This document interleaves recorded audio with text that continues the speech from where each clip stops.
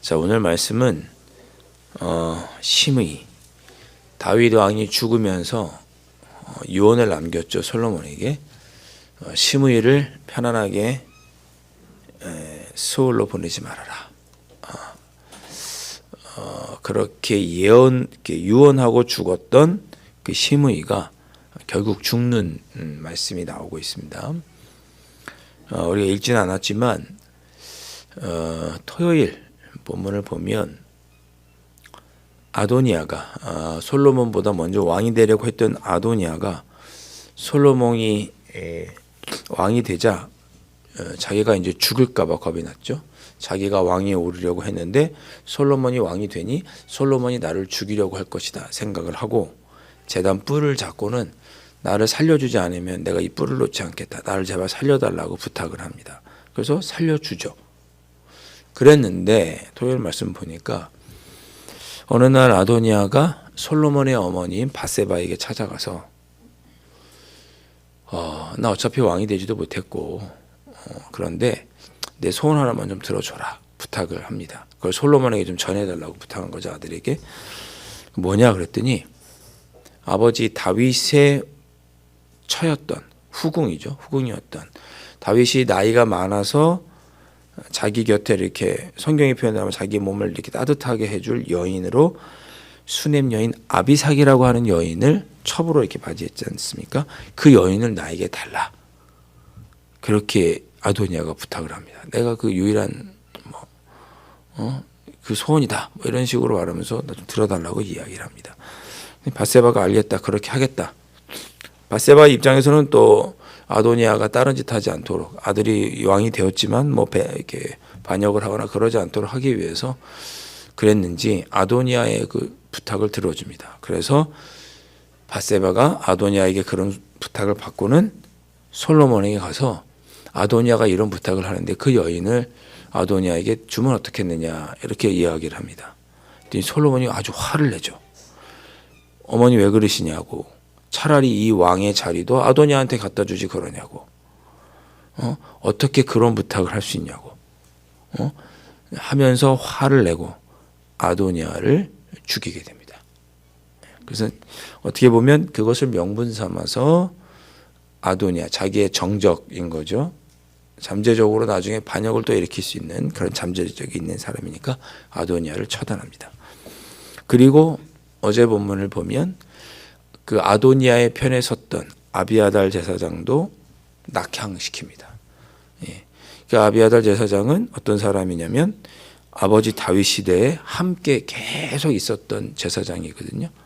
그러니까 아버지 곁에서 조언하고 아버지 곁에서 했던 그런 사람인데 그가 아도니아의 편에 붙었었기 때문에 죽이진 않겠다 내가 너를. 아버지와 평생 함께 했으니 그러나 더 이상 하지 마라. 그리고 그를 낙향을 시킵니다. 그의 고향으로 돌아가게 해요. 그리고 이제 사독이 이제 솔로몬을 함께했던 사독이 제사장이 되는 거죠. 그리고 어제 또 무슨 얘기가 있냐면 요압 장군도 다윗이 그냥 편하게 죽게 하지 말아라. 처달해라 그랬죠. 처형해라 그랬습니다. 그래서 요압도 죽입니다. 요압이 딱 들어보니까 아도니아도 죽었지. 함께했던 아비아달 제사장도 낙향했지. 이제 내 차례구나 생각을 한 거죠. 자기 살려달라고 제단 뿔을 잡고 나 살려달라고 절대 놓지 않겠다고. 쉽게 말하면 우리 강대상 막 붙잡고 있는 거예요. 절대 나 이거 놓지 않겠다. 나 살려줘라. 근데 그 이야기를 듣고 솔로몬이 브나야를 보내서 처단합니다. 그리고 마지막으로 누가 남았냐? 심의가 남은 거예요. 근데 심의는 죽일 명분이 없는 거예요. 어떻게 죽일 명분이 없어요. 그래서 어떻게 했느냐? 솔로몬이 36절, 37절에 보니까 내가 널 죽이진 않겠다. 그러나 가택연금을 시킵니다. 이 집안에 특별히 예루살렘 성 안에만 머물러라. 그럼 내가 너를 죽이진 않겠다. 그랬더니 심의도 너무 감사하다. 38절에 왕의 그 명령이 참 좋습니다. 제가 그 말대로 하겠습니다라고 대답을 합니다. 심의 입장에서는 살려준 것만 해도 감사하겠죠. 그래서 그 오래도록 머물렀다라고 38절에 그렇게 말씀하고 있죠. 그 오래도록이 얼마냐, 얼마의 시간이냐, 39절 보니까 3년입니다. 3년 동안 시므이가 예루살렘 성을 떠나지 않고 잘 생활을 했어요. 근데 3년 후에 무슨 일이 있었느냐? 그 시므이가 갖고 있던이라는 표현이 맞을 텐데, 왜냐하면 당시에 노예는 재산과 같았으니까. 가지고 있던 노예 2명이 도망간 거예요.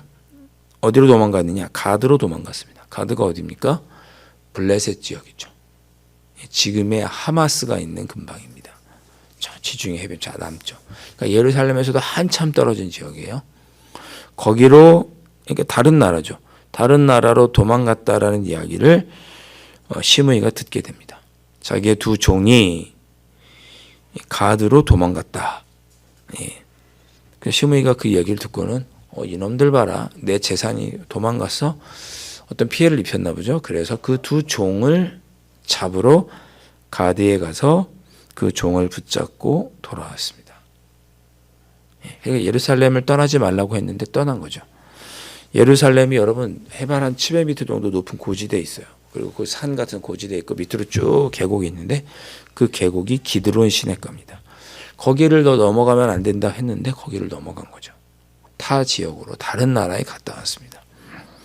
그것을 누가 들었냐? 솔로몬이 다른 사람을 통해서 듣게 된 거예요. 아, 네가 내 말 어겼구나, 옳거니 라고 생각하고 시므이를 불러서 정확하게 얘기해 줍니다. 내가 너 살려준다고 하지 않았냐? 대신 예루살렘에 머무라고 하지 않았냐? 왜 그걸 어기느냐? 내가 하나님께 그렇게 맹세고 널 살려줬고 했는데 너 왜 그걸 어겼느냐? 너도 그 얘기가 내 대우가 좋다라고 말하지 않았느냐? 근데 왜 그러느냐? 그렇게 이야기하자 하고, 내가 스스로 안 하니 여호와께서 내 악을 내 머리로 돌리셨다. 시므이가 예전에 다윗에게 했던 그 악행을, 그 죄가를 하나님께서 너에게 돌리신 것이다.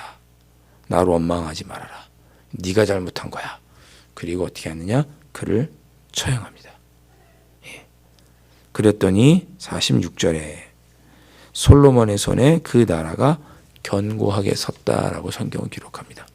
그러니까 솔로몬이 초창기에 정권을 잡고 아버지로부터 왕위를 이양받아서 나라를 든든히 하게 하는 과정에 자기의 정적이 아버지의 유언대로 나라에 해를 입혔던 사람을 하나둘 정리를 한 거죠. 그러나 함부로 하지 않고, 그냥 솔로몬이 왕이 돼서 막 사람 죽이면 백성들이 어떻게 생각하겠어요? 무서워 살겠어요? 나도 죽을지 모르는데. 근데 솔로몬은 아무렇게나 사람을 죽인 것이 아니라 아도니아는 무리한 요구를 한 것 때문에, 아버지의 후처를 달라고 했던 그것이 참으로 무리하잖아요. 그 이후로 처형하고, 아비아달은 그 아도니아의 편에 섰으니 낙향하고, 그러나 죽이진 않죠. 아버지 때의 공로가 있으니까. 요압 장군은 아버지의 명령을 따라서 처단하고, 그리고 시므이도 특별한 이유가 없어서 죽일 수는 없었지만 3년 동안 지켜보다가 그가 약속을 어기자 그도 처단하게 됩니다. 그러니까 백성들이 생각하기에 어떠겠어요? 아, 죽일만 했구나. 왕이 그렇게 피바람을 일으키는 사람은 아니구나 라는 것을 백성들이 알게 되겠죠. 그러니까 나라가 점차 안정되고 왕에 대한 신뢰가 있게 된 거죠. 그런 결정적으로 나라를 솔로몬이 잘 다스리게 되는 한 가지 일화가 뭐냐면, 주중에 여러분 보시겠지만 지혜로운 재판을 하는 거예요. 갓난아기를 반으로 잘라서 한 여인에게 나눠줘라 했을 때, 진정으로 엄마는 그 아기를 죽이지 마십시오라고 하고 저 여인에게 주라고 말하는 어머니가 진짜 어머니잖아요. 그 재판을 통해서 솔로몬은 내가 사람의 생명을 소중하게 생각하는 그런 지혜로운 왕인 것을 만천하에 공포한 거죠. 나라가 우리 왕이 참 지혜로운 왕이구나, 좋은 왕이구나, 그런 것들이 백성들이 알자 나라가 이제 든든하게 서가게 되는 그런 것입니다. 자, 1년에 이런 시므이를 죽이고 하는 것이 그냥 단순하게 원수를 갚는 일로 그치는 것이 아니고, 그가 나라를 든든하게 세워가는 과정 중에 필요한 일들이었고, 그것을 솔로몬이 무리하게 하지 않고 지혜롭게 처리했다는 것을 오늘 말씀이 우리에게 보여주고 있습니다. 오늘 여러분과 함께 나눌 말씀은 그런 솔로몬의 모습이 우리에게도 기도의 제목이 되었으면 좋겠습니다. 우리 모두 다 지혜로울 수 있었으면 좋겠습니다. 시므이처럼 소탐 대신하지 말고 종 2명이 도망가서 재산을 잃은 게 아깝긴 하지만 종도 재산이었으니까, 그러나 솔로몬의 말을 무겁게 들었다면, 살려준 것만 해도 감사하다면 그래도 예루살렘을 떠나지는 말았어야죠. 3년 정도 지내다 보니까 왕의 말을 어겨도 된다고 생각했는지, 아니면 그 두 종이 아깝게 여겨졌든지 아깝게 느껴졌든지 간에 그가 솔로몬과의 약속을 어긴 것 때문에 생명을 잃게 됩니다. 눈에 보이는 작은 이익 때문에 더 중요하고 귀한 것을 잃어버렸던 사람이 시므이죠. 그러니까 우리가 이런 모습은 없어야겠어요. 주님 앞에서 우리가 눈앞에 보이는 것들을 얻기 위해서 우리의 신앙도 더 귀하고 중요한 것들을 잃어버려서는 안 되겠죠. 그런 어리석은 모습을 보였던 사람이 시므이였고, 솔로몬은 반대로 무리하게 하지 않고 3년을 기다릴 줄 아는 참을성이 있었습니다. 그런 지혜로운 모습 때문에 나라가 든든히 서갈 수 있었죠. 오늘 우리의 삶에도 하나님께서 지혜를 주셔서 작은 것들에 소탐대시를 하는, 더 중요한 것을 잃어버리지 않는 그런 하루가 되셨으면 좋겠고, 때로는 우리가 인간과의 관계에서나 모든 일을 할 때도 때로는 지혜롭게 기다리는 것이, 그것도 우리에게 좋은 지혜일 수 있습니다. 그러니까 어떤 마음에 중요한 결정을 하고 또 어떤 일을 해야 될까 고민이 되신다면, 예수님도 십자가를 지셨던 것처럼, 또 다 솔로몬도 3년을 기다렸던 것처럼 우리에게 때로 기다림의 지혜가 필요하지 않은가. 즉 기도의 시간이 우리에게 필요한 거죠. 오늘 이런 솔로몬의 모습을 보면서 주님, 저도 지혜롭게 기도하면서 내 삶에 하나님의 뜻이 이루어지기를 기다리겠습니다. 그렇게 기도하셨으면 좋겠고, 눈에 보이는 것들 때문에 더 중요한 하나님의 것을 잃어버리는 그런 어리석은 모습이 내 안에 없도록 그렇게 한 주간을 살아가기를 원합니다. 성령 하나님 인도해 주십시오. 그렇게 기도하시는 이 새벽이 되실 수 있기를 주님의 이름으로 축원드립니다. 기도하겠습니다. 사랑하는 주님, 오늘도 솔로몬의 모습을 통해서 우리에게 어떤 것이 지혜로운 삶의 모습일지 삶의 한 단면을 깨닫게 해주시니 감사합니다. 눈에 보이는 것, 작은 것들에 욕심내다가 더 중요한 것, 하나님과의 관계를 잃어버리지 않는 저희들이 될 수 있도록 성령 하나님 지켜주시옵소서. 또한 아버지, 저희들에게 지혜를 주시되 때로는 참고 인내하고 기도의 시간을 갖는 것이 우리에게 더 중요한 것이라는 것을 저희가 오늘 솔로몬을 통해서 깨닫습니다.